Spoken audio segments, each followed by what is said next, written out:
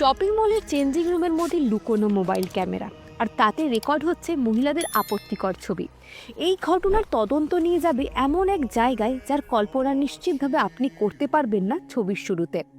বর্তমানে বিশেষ চর্চায় থাকা একটা ইনভেস্টিগেশন থ্রিলার, যেখানে একজন স্কেচ আর্টিস্টকে দেখানো হয় সে পুলিশকে সাহায্য করছে একটি কেস সলভ করতে। কিন্তু শুনতে যতটা লিনিয়ার লাগছে, এর চিত্রনাট্য একেবারেই সেরকম নয়। অজস্র লেয়ারিং আর সাসপেন্সে ভরা এর চিত্রনাট্য। প্রতি মুহূর্তে নতুন কিছু ঘটছে এবং নতুন কিছু উন্মোচন হচ্ছে, যা তার আগে ঘটে যাওয়া সমস্ত ঘটনার উপর সন্দেহ করতে বাধ্য করবে। ছবির ক্লাইম্যাক্স মূল কাহিনীকে যেভাবে তুলে ধরবে তার নিঃসন্দেহে চমকপ্রদ।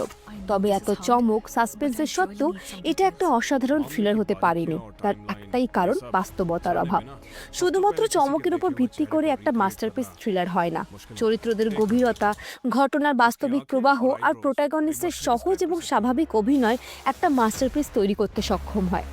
আইডেন্টিটি আমাদের মতে সেই মাত্রায় পৌঁছাতে পারেনি। হ্যাঁ, ছবির নাম identity, streaming on ZEE5, not recommending highly, কিন্তু একবার অবশ্যই দেখতে পারেন।